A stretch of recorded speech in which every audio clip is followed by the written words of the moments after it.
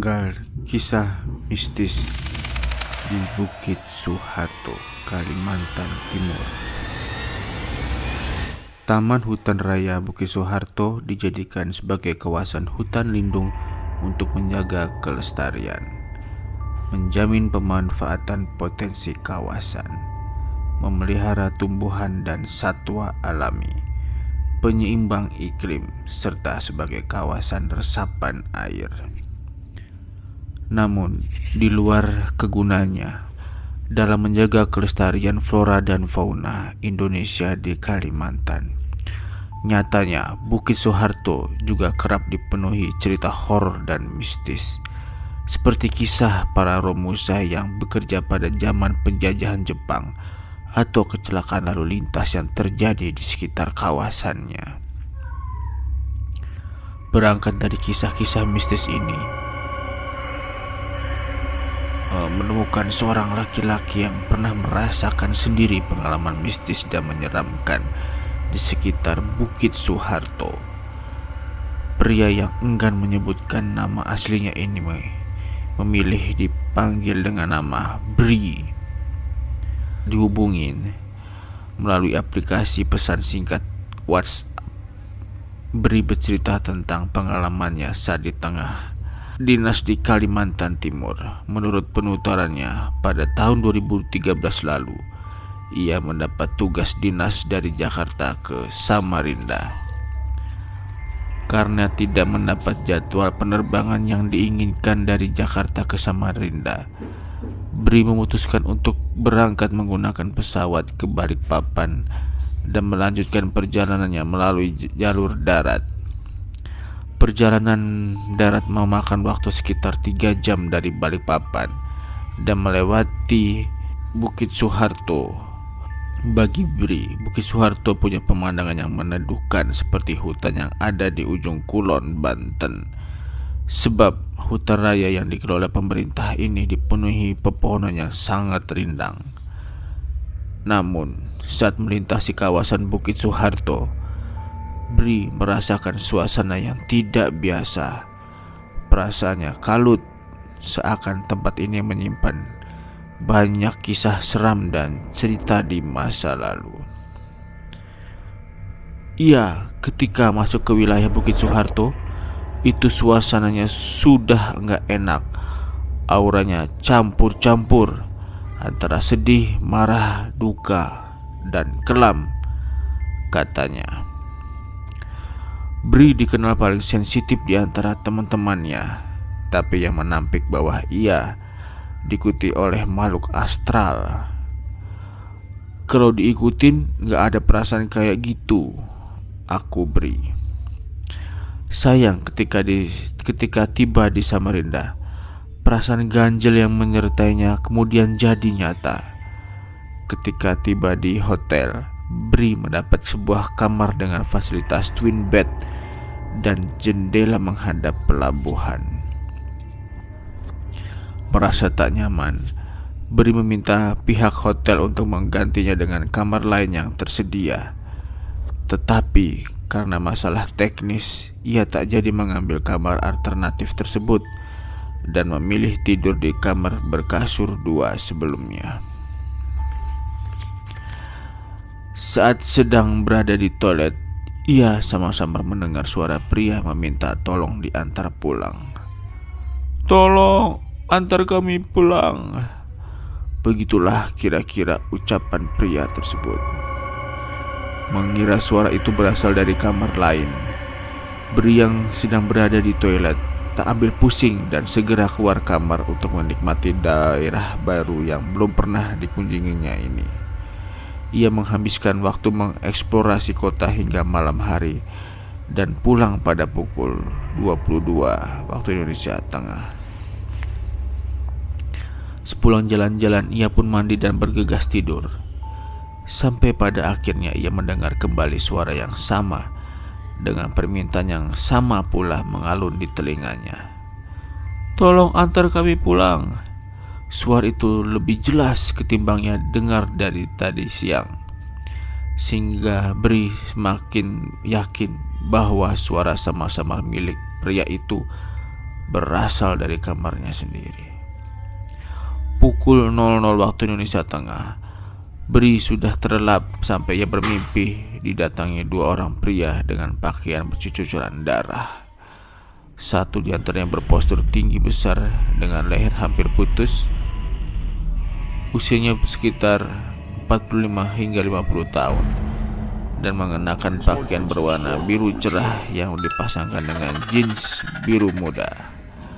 Sedangkan pria yang satunya berdiri tanpa kepala, mengenakan celana panjang berwarna hitam dan baju kaos berwarna abu-abu. "Tolong antar kami pulang," kata mereka pada Bri yang sudah membuat Bri terbangun karena ketakutan. Bri bernapas tersengal-sengal. Ia membuka mata dan menyadari bahwa ia kini telah tidur meringkuk membelakangi kasur satunya. Sedangkan di depannya ada kaca jendela yang menampilkan dua sosok pria astral dalam mimpinya sedang duduk di tepi kasur menghadap dia sembari meminta tolong. Bri ketakutan mencoba menutup mata, tetapi ia malah merasakan hembusan nafas hangat di telinganya. "Tolong antar kami pulang," kata suara itu lagi. Bri memberanikan diri, langsung berdiri dan melihat kasur di sebelahnya, tapi tidak menemukan apapun di sana. Ia pun langsung keluar kamar dan menenangkan diri, duduk di balkon hotel. Di tengah kekalutan, Bri menghubungi seorang temannya. Temannya tersebut kemudian menyarankan agar Bri membantu mereka pulang ke tempat yang mereka inginkan. Karena menurut sang teman, Bri dianggap cukup kuat oleh makhluk astral tersebut untuk membawa mereka pulang. Singkat cerita, setelah pekerjaannya selesai, Bri memutuskan untuk pulang secepatnya dari Samarinda. Ia memesan bus travel untuk mengantarkannya ke Balikpapan, karena pesawatnya nanti akan berangkat dari sana. Bri beruntung, ia masih mendapatkan bus terakhir di hari itu yang akan berangkat pukul 22 waktu Indonesia Tengah. Tanpa mengindahkan saran sang teman untuk mengantar makhluk astral itu untuk pulang, Bri bersama seorang penumpang pria lainnya berusia 30 memasuki mobil dan membelah jalan. Baru setengah jam perjalanan, tiba-tiba mobil berhenti. Penumpang yang bersama Bri tiba-tiba meminta turun. Ia kemudian berbisik pada Bri untuk tidak menoleh ke belakang. Ia terlihat sangat panik dan takut. Segeralah setelah sang penumpang turun, Bri merasa ada yang janggal. Tetapi karena ia pun takut, ia tak berani untuk melihat ke belakang. Mobil kembali melaju dengan hanya dua orang penumpang, Bri dan Pak Supir. Tak lama Bri merasakan suasana yang sangat sepi dan gelap di sekitar mobil. Ternyata mereka telah malam itu malam Jumat. Suasana mencekam terasa menjadi-jadi. Kawasan Bukit Soeharto pada siang hari saja terasa sangat sepi, apalagi tengah malam. Tiba-tiba Bri mendengar suara napas yang berhembus. Bri yang tahu bahwa tidak ada orang lain selain ia dan Pak Supir mulai panik. Ia berusaha tidak mengubris sampai pada akhirnya ia mendengar suara batuk dan sekejap tanpa sadar menoleh ke belakang. Saat itulah ia menyadari bahwa di bangku belakang ada dua orang pria astral yang ada dalam mimpinya mengikuti mereka sepanjang perjalanan. Badan Bri langsung lemas. Ia panik, ketakutan. Tanpa sadar ia meremas pundak Pak Supir yang mengendari mobil dengan kecepatan tinggi sambil mulutnya berkumat kamit membaca doa. Takut, penampilannya sangat menyeramkan. Soalnya saya baru sadar diikuti ketika mau balik ke Balikpapan. Pak Supir awalnya kelihatan biasa saja. Ketika mulai mengebut, itulah baru terlihat panik dan ketakutan. Cerita pria yang pernah menjadi anggota dalam sebuah acara televisi swasta tentang paranormal itu.